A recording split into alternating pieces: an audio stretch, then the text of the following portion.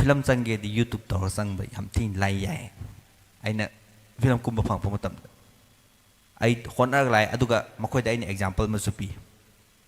YouTube की लंबी सिना तुरेल लंबी नी फिल्म तंग चंगनिंग गदी फिल्म की लंबी कोयला लंबी नी तुरेल लंबी जे अदुम ही होलो होलो गा इसाना इसा जन होना जरा का अदुम हम लाइना काखला गा ngasai koila lambi se sisi mana pamatam sida lairai ka khala chat pi ai madu ai gi first statement ai gi first phase ne adu matam dai film kumba phangi film sum taw matam sida ai gi kairak thara karak khiba ai gi youtube se down chale down chalak padagi di aina ngasai gi mathakta koila sa ka khreba film mak sa pu matam dadi foundation ya outer bani na mukhar no pe adum tang dadi ओजा गुरु हाइबम सुलाए अदुमाय तौदना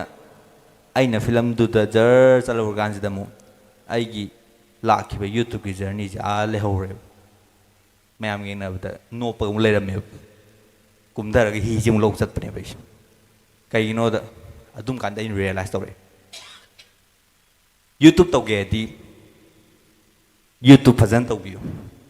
film तौगेदी film फजन तौबियो film की मीना YouTube तब याय ओइरोय YouTube की Meena film तब याय अदुबु अनिम ओइबदी सुंगोय ओइबा ngамोय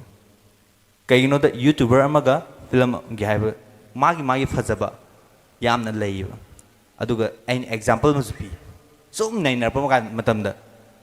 फिल्म की हीरो ना लीला की हीरो कुंबे यारोय लीला की हीरो ना फिल्म की हीरो कुंबे यारोय ड्रामा की हीरो ना फिल्म की हीरो कुंबे यारोय लीला की हीरो कुंबे यारोय मागी फजबा माई मगुन अमदी यूट्यूब तौमदगी फिल्म कुमक्पा साइबा ngसागी स्टेटमेंट जे अहमददी आई याम चुम्मेना लौरमे अदु मसी याम थिना अरानबा पोट अमनेना आइना खंजरे रियलाइज तौरे कइगिनोदा अखोय लंबी अनि फांगसे याम वाना चलेबा कइगुंबा ngamdi ngame तौबदबु आइगी टीम मेंबर मा क्रू मेंबर मा आइगी बैक सिदा इनहनबा ngamagadi लोइना सक्सेस ओइबा ngame मसी मतंग सिदसु हाइबदी लाइन दुमा प क्लियर कट त फजन सतपा ngame अदु नहा मोइना आइना यूट्यूब सिना कयामु यामना कइनो तौबु याके हाइबगी ngसाई क्वेश्चन दु लाकु मतम जिदा ngसाईगी हौजी आइना लाइक तम लयपदगी सरकारी थबुसे कौत्री ngasi bawpa adu YouTube nadi aigi hingnabai lambi ma pibiriba adu naha ke ama hadi gangaunaraba mayam leidana talent leiba mayam se YouTube se thamoi seng na tawgiba matamda adum gyan tan content da focus tawba matamda ma sa matamda revenue su generate tawngani mina ju masak hamgani mayam na su nuksiramgani amai tawga leiramgani aduga Manipur की economy दसु याम तेना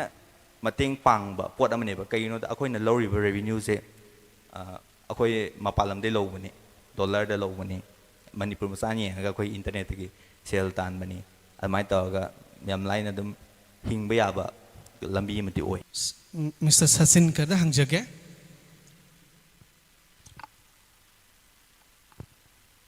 अखोइ द लेरिबा expression medium से we have cinema Hello. Cinema da kanaguma mana magi teleno thok payari a music lady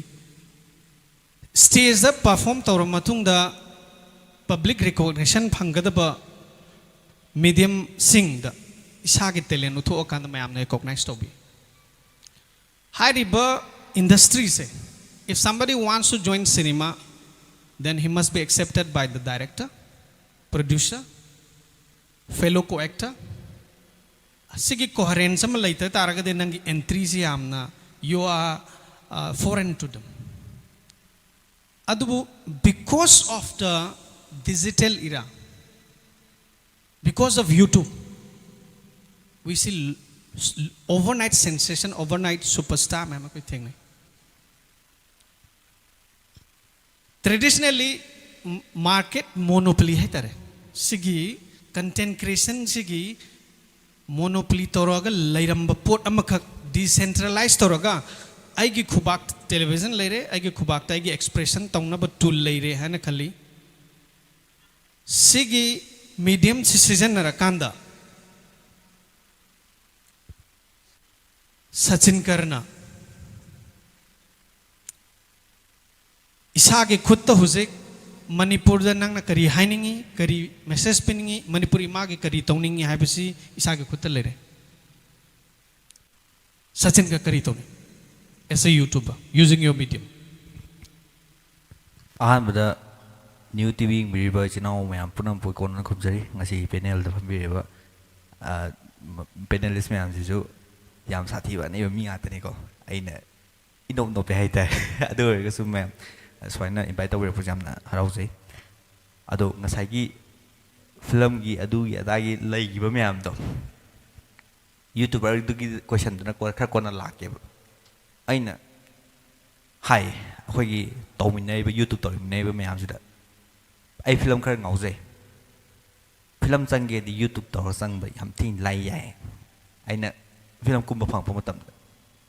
ꯑꯩ ꯍꯣꯠꯅꯔꯒ ꯂꯥꯛꯑꯦ ꯑꯗꯨꯒ ꯃꯈꯣꯏꯗ ꯑꯩꯅ ꯑꯦꯛꯖꯥꯝꯄꯜ ꯑꯃꯁꯨ ꯄꯤ ꯌꯨꯇꯨꯕꯀꯤ ꯂꯝꯕꯤꯁꯤꯅ ꯇꯨꯔꯦꯜ ꯂꯝꯕꯤꯅꯤ ꯐꯤꯂꯝ ꯅꯪꯅ ꯆꯪꯅꯤꯡꯉꯒꯗꯤ ꯐꯤꯂꯝꯒꯤ ꯂꯝꯕꯤꯅ ꯀꯣꯏꯂꯥ ꯂꯝꯕꯤꯅꯤ ꯇꯨꯔꯦꯜ ꯂꯝꯕꯤꯁꯦ ꯑꯗꯨꯝ ꯍꯤ ꯍꯣꯜꯂꯒ ꯏꯁꯥꯅ ꯏꯁꯥꯁꯦ ꯑꯗꯨꯝ ꯍꯣꯠꯅꯖꯔꯒ ꯑꯗꯨꯝ ꯌꯥꯝ ꯂꯥꯏꯅ ꯀꯥꯈꯠꯂꯛꯑꯒ ꯉꯁꯥꯏꯒꯤ ꯀꯣꯏꯂꯥ ꯂꯝꯕꯤꯁꯦ ꯁꯤꯁꯤꯒ ꯃꯥꯟꯅꯔꯛꯄ ꯃꯇꯝꯁꯤꯗ ꯂꯩꯔꯥꯏ ꯀꯥꯈꯠꯂ ꯆꯠꯄ ꯌꯥꯏꯅ ꯃꯗꯨꯗ ꯑꯩꯒꯤ ꯐꯥꯔꯁ ꯁ꯭ꯇꯦꯠꯃꯦꯟ ꯑꯩꯒꯤ ꯐꯥꯔꯁ ꯐꯦꯁꯅꯦꯕ ꯑꯗꯨ ꯃꯇꯝꯗ ꯑꯩ ꯐꯤꯂꯝ ꯀꯨꯝꯕ ꯐꯪꯈꯤ ꯐꯤꯂꯝ ꯁꯨꯝ ꯇꯧꯕ ꯃꯇꯝꯁꯤꯗ ꯑꯩꯒꯤ ꯀꯩꯔꯥꯛ ꯊꯥꯔ ꯀꯥꯔꯛꯈꯤꯕ ꯑꯩꯒꯤ ꯌꯨꯇꯨꯕꯁꯦ ꯗꯥꯎꯟ ꯆꯠꯂꯦꯕ ꯗꯥꯎꯟ ꯆꯠꯂꯛꯄꯗꯒꯤꯗꯤ ꯑꯩꯅ ꯉꯁꯥꯏꯒꯤ ꯃꯊꯛꯇ ꯀꯣꯏꯂꯥꯁꯇ ꯀꯥꯈꯠꯈ꯭ꯔꯦꯕ ꯐꯤꯂꯝ ꯃꯔꯛꯇ ꯆꯠꯂꯛꯄ ꯃꯇꯝꯗꯗꯤ ꯐꯥꯎꯟꯗꯦꯁꯟ ꯌꯥꯎꯗ꯭ꯔꯕꯅꯤꯅ ꯑꯃꯨꯛ ꯈꯔ ꯅꯣꯞꯄꯛꯑꯦ ꯑꯗꯨ ꯃꯇꯥꯡꯗꯗꯤ ꯑꯣꯖꯥ ꯒꯨꯔꯨ ꯍꯥꯏꯕ ꯑꯃꯁꯨ ꯂꯥꯛꯑꯦ ꯑꯗꯨꯃꯥꯏꯅ ꯇꯧꯗꯅ ꯑꯩꯅ ꯐꯤꯂꯝꯗꯨꯗ ꯖꯔ ꯆꯠꯂꯨꯔꯀꯥꯟꯁꯤꯗ ꯑꯃꯨꯛ ꯑꯩꯒꯤ ꯂꯥꯛꯈꯤꯕ ꯌꯨꯇꯨꯕꯀꯤ ꯖꯔꯅꯤꯁꯦ ꯂꯩꯍꯧꯔꯦꯕ ꯃꯌꯥꯝ ꯌꯦꯡꯅꯕꯗ ꯅꯣꯞꯄꯒ ꯑꯃꯨꯛ ꯂꯩꯔꯝꯃꯦꯕ ꯀꯨꯝꯊꯔꯒ ꯍꯤꯁꯦ ꯑꯃꯨꯛ ꯂꯧ ꯆꯠꯄꯅꯦꯕ ꯑꯩꯁꯦ ꯀꯩꯒꯤꯅꯣꯗ ꯑꯗꯨꯝ ꯀꯥꯟꯗ ꯑꯩꯅ ꯔꯤꯌꯦꯂꯥꯏꯁ ꯇꯧꯔꯛꯑꯦ ꯌꯨꯇꯨꯕ ꯇꯧꯒꯦꯗꯤ ꯌꯨꯇꯨꯕ ꯐꯖꯅ ꯇꯧꯕꯤꯌꯨ ꯐꯤꯂꯝ ꯇꯧꯒꯦꯗꯤ ꯐꯤꯂꯝ ꯐꯖꯅ ꯇꯧꯕꯤꯌꯨ ꯐꯤꯂꯝꯒꯤ ꯃꯤꯅ ꯌꯨꯇꯨꯕ ꯇꯧꯕ ꯌꯥꯏ ꯑꯣꯏꯔꯣꯏ ꯌꯨꯇꯨꯕꯀꯤ ꯃꯤꯅ ꯐꯤꯂꯝ ꯇꯧꯕ ꯌꯥꯏ ꯑꯗꯨꯕꯨ ꯑꯅꯤꯃꯛ ꯑꯣꯏꯕꯗꯤ ꯁꯨꯡꯑꯣꯏ ꯑꯣꯏꯕ ꯉꯝꯃꯣꯏ ꯀꯩꯒꯤꯅꯣꯗ ꯌꯨꯇꯨꯕꯔ ꯑꯃꯒ ꯐꯤꯂꯝꯒꯤ ꯍꯥꯏꯕ ꯃꯥꯒꯤ ꯐꯖꯕ ꯌꯥꯝꯅ ꯂꯩꯌꯦꯕ ꯑꯗꯨꯒ ꯑꯩꯅ ꯑꯦꯛꯖꯥꯝꯄꯜ ꯑꯃꯁꯨ ꯄꯤ ꯁꯨꯝ ꯅꯩꯅꯔꯛꯄ ꯃꯇꯝꯗ ꯐꯤꯂꯝꯒꯤ ꯍꯦꯔꯣꯅ ꯂꯤꯂꯥꯒꯤ ꯍꯦꯔꯣ ꯀꯨꯝꯕ ꯌꯥꯔꯣꯏ ꯂꯤꯂꯥꯒꯤ ꯍꯦꯔꯣꯅ ꯐꯤꯂꯝꯒꯤ ꯍꯦꯔꯣ ꯀꯨꯝꯕ ꯌꯥꯔꯣꯏ ꯗ꯭ꯔꯃꯥꯒꯤ ꯍꯦꯔꯣꯅ ꯐꯤꯂꯝꯒꯤ ꯍꯦꯔꯣ ꯀꯨꯝꯕ ꯌꯥꯔꯣꯏ ꯂꯤꯂꯥꯒꯤ ꯍꯦꯔꯣ ꯀꯨꯝꯕꯁꯨ ꯌꯥꯔꯣꯏ ꯃꯥꯒꯤ ꯐꯖꯕ ꯃꯥꯒꯤ ꯃꯒꯨꯟ ꯑꯃꯗꯤ ꯌꯨꯇꯨꯕ ꯇꯧꯔꯝꯕꯗꯒꯤ ꯐꯤꯂꯝ ꯀꯨꯝꯃꯛꯄ ꯍꯥꯏꯕ ꯉꯁꯥꯏꯒꯤ ꯁ꯭ꯇꯦꯠꯃꯦꯟꯁꯦ ꯑꯍꯥꯟꯕꯗꯗꯤ ꯑꯩ ꯌꯥꯝ ꯆꯨꯝꯃꯦꯅ ꯂꯧꯔꯝꯃꯦ ꯑꯗꯨꯕꯨ ꯃꯁꯤ ꯌꯥꯝ ꯊꯤꯅ ꯑꯔꯥꯟꯕ ꯄꯣꯠ ꯑꯃꯅꯦꯅ ꯑꯩꯅ ꯈꯟꯖꯔꯦ ꯔꯤꯌꯦꯂꯥꯏꯁ ꯇꯧꯔꯛꯑꯦ ꯀꯩꯒꯤꯅꯣꯗ ꯑꯩꯈꯣꯏ ꯂꯝꯕꯤ ꯑꯅꯤ ꯐꯥꯡꯕꯁꯦ ꯌꯥꯝ ꯋꯥꯅ ꯆꯠꯂꯦꯕ ꯀꯩꯒꯨꯝꯕ ꯉꯝꯗꯤ ꯉꯝꯃꯤ ꯇꯧꯕꯇꯕꯨ ꯑꯩꯒꯤ ꯇꯤꯝ ꯃꯦꯝꯕꯔ ꯑꯃ ꯀ꯭ꯔꯨ ꯃꯦꯝꯕꯔ ꯑꯃ ꯑꯩꯒꯤ ꯕꯦꯛꯁꯤꯗ ꯏꯟꯅꯍꯟꯕ ꯉꯝꯃꯒꯗꯤ ꯂꯣꯏꯅ ꯁꯛꯁꯦꯁ ꯑꯣꯏꯕ ꯉꯝꯃꯦꯕ ꯃꯁꯤ ꯃꯇꯥꯡꯁꯤꯗꯁꯨ ꯍꯥꯏꯕꯗꯤ ꯂꯥꯏꯟꯗꯨꯃ ꯀ꯭ꯂꯤꯌꯥꯔ ꯀꯠꯇ ꯐꯖꯅ ꯆꯠꯄ ꯉꯝꯃꯦꯕ ꯑꯗꯨ ꯅꯍꯥ ꯑꯃ ꯑꯣꯏꯅ ꯑꯩꯅ ꯌꯨꯇꯨꯕꯁꯤꯅ ꯀꯌꯥꯃꯨꯛ ꯌꯥꯝꯅ ꯀꯩꯅꯣ ꯇꯧꯕ ꯌꯥꯒꯦ ꯍꯥꯏꯕꯒꯤ ꯉꯁꯥꯏꯒꯤ ꯀꯣꯏꯁꯟꯗꯨ ꯂꯥꯛꯄ ꯃꯇꯝꯁꯤꯗ ꯉꯁꯥꯏꯒꯤ ꯍꯧꯖꯤꯛ ꯑꯩꯅ ꯂꯥꯏꯔꯤꯛ ꯇꯝ ꯂꯣꯏꯔꯛꯄꯗꯒꯤ ꯁꯔꯀꯥꯔꯤ ꯊꯕꯛꯁꯦ ꯀꯧꯗ꯭ꯔꯤ ꯉꯁꯤꯐꯥꯎꯕ ꯑꯗꯣ ꯌꯨꯇꯨꯕꯅꯗꯤ ꯑꯩꯒꯤ ꯍꯤꯡꯅꯕꯒꯤ ꯂꯝꯕꯤ ꯑꯃ ꯄꯤꯕꯤꯔꯤꯕ ꯑꯗꯣ ꯅꯍꯥ ꯀꯌꯥ ꯑꯃ ꯍꯥꯏꯗꯤ ꯉꯥꯎꯅꯔꯕ ꯃꯌꯥꯝ ꯑꯃ ꯂꯩꯗꯅ ꯇꯦꯂꯦꯟꯇꯦꯠ ꯂꯩꯕ ꯃꯌꯥꯝꯁꯦ ꯌꯨꯇꯨꯕꯁꯦ ꯊꯃꯣꯏ ꯁꯦꯡꯅ ꯇꯧꯈꯤꯕ ꯃꯇꯝꯗ ꯑꯗꯨꯝ ꯒ꯭ꯌꯥꯟ ꯇꯥꯅ ꯀꯟꯇꯦꯟꯗ ꯐꯣꯀꯁ ꯇꯧꯕ ꯃꯇꯝꯗ ꯃꯁꯥ ꯃꯇꯝꯗ ꯔꯦꯚꯦꯅ꯭ꯌꯨꯁꯨ ꯖꯦꯅꯦꯔꯦꯠ ꯇꯧꯔꯝꯒꯅꯤ ꯃꯤꯅꯁꯨ ꯃꯁꯛ ꯈꯪꯉꯝꯒꯅꯤ ꯃꯌꯥꯝꯅꯁꯨ ꯅꯨꯡꯁꯤꯔꯝꯒꯅꯤ ꯑꯗꯨꯃꯥꯏꯅ ꯇꯧꯔꯒ ꯂꯩꯔꯝꯒꯅꯦꯕ ꯑꯗꯨꯒ ꯃꯅꯤꯄꯨꯔꯒꯤ ꯏꯀꯣꯅꯣꯃꯤꯗꯁꯨ ꯌꯥꯝ ꯊꯤꯅ ꯃꯇꯦꯡ ꯄꯥꯡꯕ ꯄꯣꯠ ꯑꯃꯅꯦꯕ ꯀꯩꯒꯤꯅꯣꯗ ꯑꯩꯈꯣꯏꯅ ꯂꯧꯔꯤꯕ ꯔꯦꯚꯦꯅ꯭ꯌꯨꯁꯦ ꯑꯩꯈꯣꯏ ꯃꯄꯥꯟ ꯂꯝꯗꯩ ꯂꯧꯕꯅꯤ ꯗꯣꯂꯔꯗ ꯂꯧꯕꯅꯤ ꯃꯅꯤꯄꯨꯔ ꯃꯆꯥꯅ ꯌꯦꯡꯉꯒ ꯑꯩꯈꯣꯏ ꯏꯟꯇꯔꯅꯦꯠꯇꯒꯤ ꯁꯦꯜ ꯇꯥꯟꯕꯅꯤ ꯑꯗꯨꯃꯥꯏꯅ ꯇꯧꯔꯒ ꯌꯥꯝ ꯂꯥꯏꯅ ꯑꯗꯨꯝ ꯍꯤꯡꯕ ꯌꯥꯕ ꯂꯝꯕꯤ ꯑꯃꯗꯤ ꯑꯣꯏ ꯑꯩꯅ ꯍꯪꯖꯔꯤꯕ next question se hope you will listen tightly Sachin Kargi YouTube channel da leiba digital product mayam sing se mayam na loin Manipur pumna loina khangnare other than this karamba digital product puthu ke haina khanbage so that you can give different dimension, different experience to the people of Manipur, which is equally productive for the people of Manipur. ꯑꯩ ꯚꯥꯞ ꯇꯥꯗ꯭ꯔꯦ ꯀꯣꯏꯁꯟꯁꯦ ꯑꯩꯅ ꯍꯪꯖꯔꯤ ꯀ꯭ꯋꯦꯁꯟꯁꯦ ꯁꯆꯤꯟ ꯀꯔꯒꯤ ꯍꯧꯖꯤꯛ ꯂꯩꯖꯔꯤꯕ digital product ꯅꯝꯃꯤꯕ ꯚꯤꯗꯤꯑꯣꯁꯤꯡꯁꯦ ꯁꯤ ꯅꯠꯇꯕ ꯑꯇꯣꯞꯄ video ꯀꯟꯇꯦꯟꯁꯤꯡ which is totally different from what you are doing now.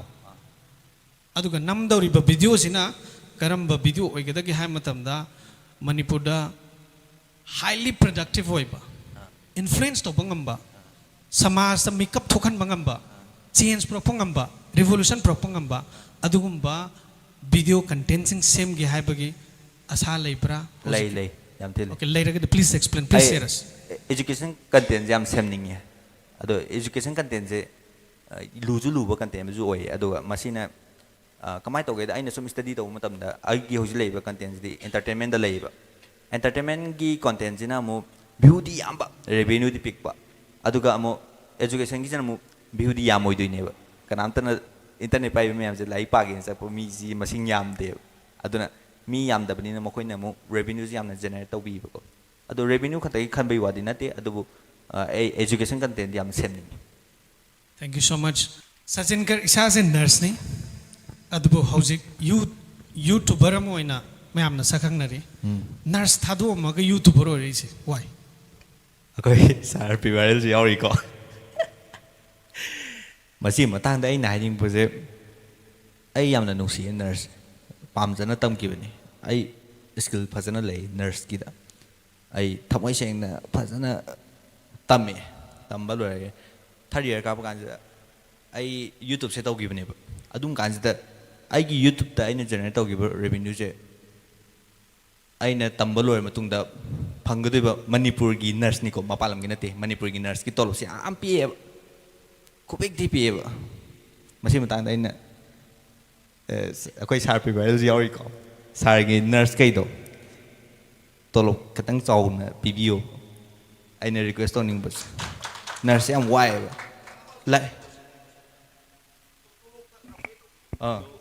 Sachin Kar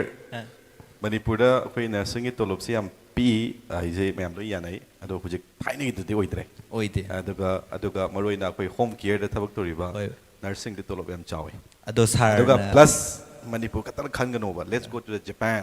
1.6 1.2ꯗꯒꯤꯅ ꯑꯔꯥꯎꯟ 1.8 lakhs ꯐꯪ ꯇꯥꯔꯒꯗꯤ ꯁꯆꯤꯟ ꯄꯤꯛ ꯇꯧ ꯃꯥꯟꯗ꯭ꯔꯦ ꯑꯗꯣ ꯑꯩꯒꯤꯁꯨ ꯀꯩꯅꯣ ꯂꯥꯛꯑꯦꯕ ꯑꯗꯨꯒꯤ ꯑꯣꯄꯣꯔꯆꯨꯅꯤꯇꯤꯗꯣ ꯃꯌꯥꯝ ꯂꯥꯛꯑꯦꯕ ꯁꯥꯔꯀꯣ ꯍꯥꯏꯕꯗꯤ ꯑꯦꯗꯚꯔꯇꯤꯁꯃꯦꯟ ꯑꯃ ꯇꯧꯔꯤꯅꯤ ꯍꯟꯗꯛꯇꯁꯨ ꯏꯀꯨꯏ ꯀꯨꯏꯗꯕꯤꯗ ꯏꯗꯨꯕꯤꯁꯇꯥꯒꯤ ꯃꯄꯥꯟ ꯂꯝꯗ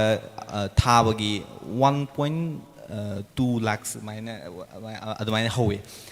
ꯃꯁꯤ ꯃꯇꯥꯡꯁꯤꯗ ꯐꯦꯃꯤꯂꯤꯒ ꯃꯅꯤꯒ ꯃꯥꯟꯅꯕ ꯌꯥꯗꯦꯕ ꯑꯩ ꯁꯥꯔꯅ ꯁꯤꯗ ꯌꯨꯝꯗ ꯊꯕꯛ ꯇꯧꯕꯒꯤ ꯋꯥꯅꯦꯕ ꯑꯩꯗꯤ ꯌꯨꯝꯗ ꯂꯩꯕ ꯄꯥꯝꯃꯦꯕ ꯏꯃꯥ ꯏꯄꯥꯒ ꯅꯨꯡꯁꯤ ꯆꯥꯅ ꯂꯩꯕ ꯄꯥꯝꯃꯦꯕ ꯃꯅꯤꯄꯨꯔꯗ ꯑꯍꯩꯕ ꯅꯔꯁ ꯃꯌꯥꯝ ꯂꯩ ꯆꯍꯤ ꯈꯨꯗꯤꯡꯒꯤ ꯅꯔꯁꯁꯦ ꯃꯅꯤꯄꯨꯔ ꯃꯆꯥꯅ ꯈ꯭ꯋꯥꯏꯗꯒꯤ ꯌꯥꯝꯅ ꯇꯝꯕ ꯀꯦꯔꯂꯥꯒꯤ ꯃꯊꯪꯗ ꯃꯅꯤꯄꯨꯔ ꯑꯣꯏꯒꯨꯝ ꯇꯧꯕꯅꯦꯕ ꯅꯔꯁ ꯈ꯭ꯋꯥꯏ ꯌꯥꯝ ꯇꯝꯕꯁꯦ ꯑꯗꯨꯝ ꯀꯥꯟꯗ ꯑꯩꯈꯣꯏꯒꯤ ꯍꯣꯁꯄꯤꯇꯥꯜꯁꯤꯃ ꯁꯤꯒꯤ ꯋꯥꯔꯗꯁꯤꯃꯗ ꯂꯩꯔꯤꯕ ꯃꯅꯤꯄꯨꯔꯒꯤ ꯅꯔꯁꯁꯤꯡꯁꯦ ꯑꯩꯈꯣꯏꯒꯤ ꯀꯩꯅꯣꯁꯤꯅ ꯉꯁꯥꯏꯒꯤ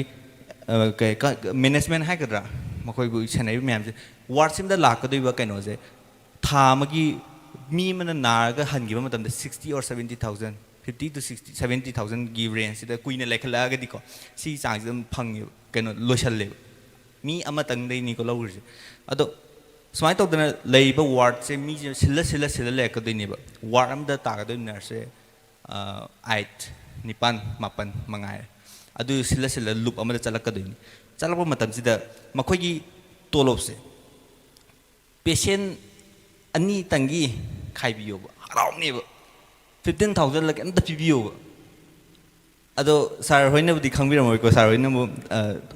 ꯃꯊꯛꯇ ꯂꯩꯈ꯭ꯔꯕꯅꯤꯅ ꯃꯈꯥꯁꯤꯗ ꯀꯃꯥꯏꯅ ꯇꯧꯔꯤꯒꯦ ꯍꯥꯏꯕꯁꯤꯅꯦꯕ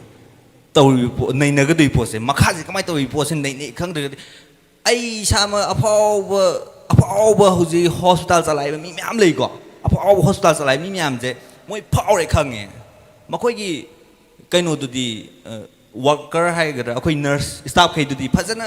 ꯇꯧꯕꯤꯌꯣꯕ ꯐꯖꯅ ꯇ꯭ꯔꯤꯠ ꯇꯧꯕ ꯍꯥꯏꯔꯗꯤ ꯐꯖꯅ ꯂꯨꯅ ꯇꯧꯕꯤꯕꯗꯨꯗꯤ ꯇꯧꯕꯤꯔꯦ ꯇꯧꯕꯇꯕꯨ ꯂꯨꯅ ꯇꯧꯕꯗ ꯁꯦꯜꯁꯨ ꯆꯪꯉꯦꯕ ꯑꯗꯣ ꯂꯨꯄꯥ ꯂꯤꯁꯤꯡ ꯁꯨꯡꯄꯤ ꯄꯤꯗꯕꯤꯗ ꯍꯧꯋꯦ ꯁꯦꯡꯅ ꯍꯥꯏꯒꯦ ꯁꯨꯡꯄꯤ ꯄꯤꯗꯕꯗꯩ ꯆꯍꯤ ꯇꯝꯕ ꯂꯣꯏꯕ ꯃꯇꯨꯡ ꯋꯥꯅ ꯇꯝꯃꯅꯤ ꯇꯝꯕ ꯂꯣꯏꯕ ꯃꯇꯨꯡꯗ ꯁꯨꯡꯄꯤ ꯄꯤꯗꯕꯤꯗ ꯊꯥ ꯑꯅꯤꯁꯦ thà ni natra ahum je ai experience ta han dui ne ba ngasai hospital jida experience khoi gi intern ke ka taw loi matung jida amu experience ta la matung da tolop se sar ka dui ne ba han ba sa ba tolop se lupa lising manga chai dei hawe ayam ba hospital se manung ge pon ne adagi nipan ga sa ba de khoi katang hai ka nei mai khoi maseng yu ai ni ko sinam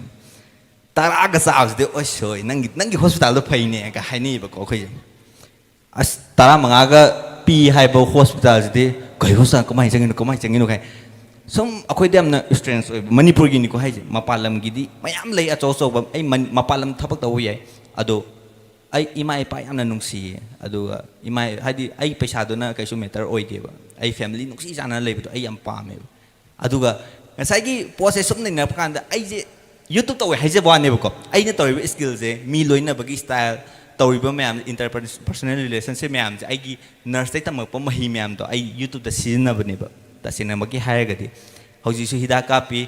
ado ai sei sang na ga ai nurse ki skill je nawa me hida ka pa ta sina ri hauji je ai na su koina hadi matam sang gai paisa sang gai tammi ba mahi je adum free oina hauji ai lupa lising ani pha na tandri sigi ai gi thabak sidagi adubu ai yamna pamjaba profession amati oigiba adu ngasai gi aina nurse tamba loitri kan du da YouTube taw khibase masina maram oiga keno tawgreba hadi ai gi choose tawai matam ama sum khalapa kan da ai yumda sum laiba pambanina aina YouTube se choose tawgibani. Thank you so much. Yum da laining bagi da makta YouTube se khangibani nurse equally phaba profession amani ado ai kenma hayoge ngasai gi nurse gi do nurse sigane nurse ka doctor ga gi khena ba yamna leiba doctor na nurse obi aroi nurse na doctor obi aroi YouTuber natte YouTube kisla ke ba nurse ka doctor ma ta ai ko yam pensa da ba ma hai ga di akhoi gi ngasai gi hospital ma chalai ba matam sida nurse yamna hadi ka hani